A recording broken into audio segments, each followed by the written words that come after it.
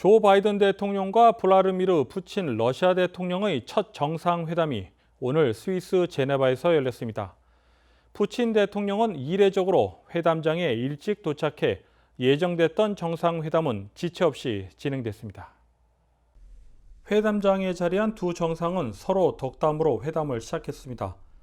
푸틴 대통령은 회담을 하자는 제안에 감사하다고 운을 뗀 뒤 양국 사이에 많은 문제들이 있다며 이번 회담이 생산적이길 바란다고 밝혔습니다. 바이든 대통령은 얼굴을 마주보며 만나는 것이 항상 더 좋다며 양국 지도자가 협력과 상호 관심 분야를 결정하는 데 노력할 것이라고 말했습니다. 정상회담은 소인수 회담과 각각 외교와 안보 그리고 국방 분야의 측근들이 배석하는 제1차 확대 회담을 포함해 약 3시간 30분가량 진행됐습니다. 당초 예정 시간인 4시간에서 5시간 정도보다 훨씬 일찍 끝난 것입니다. 두 정상은 회담 뒤 공동 기자회견 없이 각각 단독 기자회견을 진행했습니다. 바이든 대통령은 푸친 대통령과의 정상회담을 마친 후 가진 별도 기자회견에서 회담 전체의 톤은 좋고 긍정적이었다며 거슬리는 행동은 없었다고 말했습니다. 또한 바이든 대통령은 푸친 대통령이 미국과 냉전을 추구하는 것이 아니라고 본다면서 신냉전이 미국과 러시아를 비롯해 누구의 이익에도 맞지 않는다고 푸친 대통령에게 말했다고 전했습니다. 조이너스 데이케어 센터가 다음 달 개장을 앞두고 오는 21일부터 사전 행사를 진행합니다. 어떤 곳이고 어떤 프로그램들이 운영되는지 김상은 기자가 자세히 전해드립니다. 코로나19 바이러스는 노인들에게 더 치명적입니다. 지난해 코로나 사태로 인해 노인들은 그나마 있던 바깥 활동마저 끊어졌습니다. 생활 반경은 좁아지고 활동량마저 줄어들었습니다. 영국 엑서터 대학의 최근 연구에선 코로나19 확산이 노인 우울증과 치매 악화의 원인이 되고 있다고 밝혔습니다. 가장 큰 원인은 사회 활동의 상실입니다. 최근 확진자 감소로 코로나 규제가 완화되면서 시니어들의 정신적, 신체적, 사회적 건강을 돕는 시니어 데이케어가 재개되고 있습니다. 노크로스에 새롭게 마련된 조이너스 데이케어 센터의 김신 이사를 통해 어떤 프로그램들이 있는지 들어봤습니다. 시니어 데이케어는 65세 이상의 메디케이드 서비스를 받으시는 어른들에게 정부가 이제 비용을 지원하고 또 그 센터에서 어른들의 삶의 질을 높여드리고 또 활동을 도와주는 그런 프로그램입니다. 저희 조이너스 데이케어에서도 2주간의 프리 오프닝 행사를 통해서 코로나 기간에 답답했던 그것들을 털어내고 활동에 참여할 수 있도록 저희가 여러 프로그램들을 준비했는데요.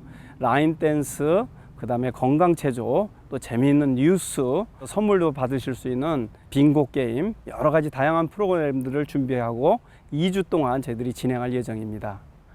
그래서 저희가 이제 여러 가지 준비를 많이 했는데 이제 시설물로는 우리 어르신들이 교통편이 없으셔서 못 오시는 분들에게도 저희가 트랜스포테이션 서비스를 제공하고 버스를 저희들이 9대를 준비해서 어르신들이 이렇게 사용하기 편리한 버스를 저희들이 준비해 놓고 또 참가해서 오셔서 활동하시는 기간에도 여러 가지 다양한 마사지 체어라든지 또 그다음에 산책로를 이용하실 수도 있고 즐거운 시간들을 보낼 수 있으니까 여러분들이 많이 참석하셨으면 좋겠고, 참고로 저희가 이제 이 행사를 준비하면서 광고를 내보냈는데 많은 분들이 참여하셔서 지금 인원을 별도로 이게 조정을 해야 되는 상황까지 왔습니다. 그래서 여러분들이 오셔서 마음껏 즐기시고 재미있고 즐겁고 또 맛있는 식사도 즐기실 수 있으니까 함께 참여해 주셨으면 좋겠습니다.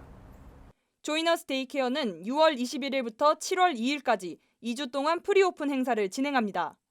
만 65세 이상이라면 누구나 참여 가능하며 전화로 사전 등록 받고 있습니다. KTN 뉴스 김상은입니다. 시청자 여러분들 가운데는 준틴스 데이라고 들어보셨을 텐데요. 6월을 뜻하는 영어의 준과 19일을 뜻하는 나인틴스가 조합된 단어입니다. 준틴스 데이는 156년 전 미국 땅에 있던 마지막 흑인 노예가 해방된 날입니다. 노예 해방 기념일인 6월 19일이 연방 공휴일로 지정될 전망입니다. 연방 상원이 텍사스에서 흑인 노예가 해방된 날인 6월 19일을 미국의 12번째 연방 공휴일로 지정하는 법안을 만장일치로 통과시킨 데 따른 것입니다. 상원을 통과한 이번 법안은 이변이 없는 한 하원 의결과 조 바이든 대통령의 서명을 거쳐 발효될 예정입니다. 해당 법안을 발의한 의원 중 한 명인 매사추세츠 에티 마키 상원의원은 이 법안은 우리 역사에서 오랫동안 간과되어 온 간극을 메우면서 흑인 노예와 그 후손의 고통을 인정해 마침내 그들의 자유를 축복하게 될 것이라고 강조했습니다. 한편 에브라함 링컨 대통령은 1863년 1월 1일 노예 해방을 선언했습니다. 하지만 남부연합 소속으로 연방군과 맞섰던 텍사스주는 2년 반이 지난 1865년 6월 19일이 돼서야 노예 해방령을 선포했습니다. 이 발표로 텍사스주를 마지막으로 미국에 남아있던 25만 명의 노예가 자유를 찾을 수 있었습니다. 다음은 코로나19 소식입니다.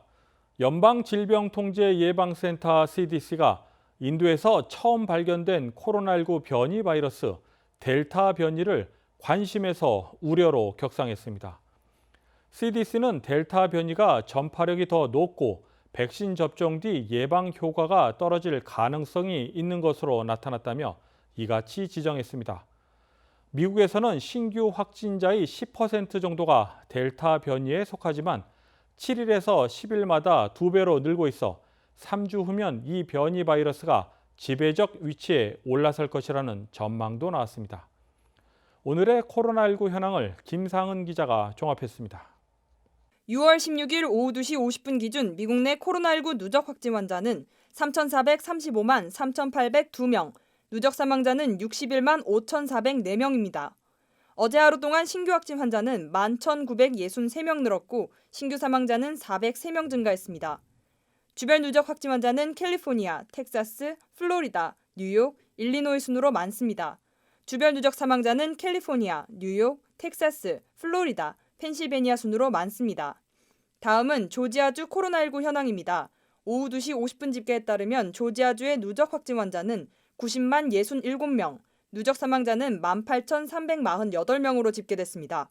신규 확진 환자는 283명 증가했고 신규 사망자는 41명 증가했습니다. 다음은 카운티별 집계입니다. 귀네 카운티 누적 확진 환자 87,789명, 누적 사망자는 1,126명입니다. 화요일 대비 신규 확진 환자는 10명 늘었고 신규 사망자는 6명 늘었습니다. 풀턴 카운티 누적 확진 환자 83,831명, 누적 사망자는 1,344명입니다. 신규 확진 환자는 36명 늘었고 신규 사망자는 3명 늘었습니다. 이상 오늘의 코로나19 현황이었습니다.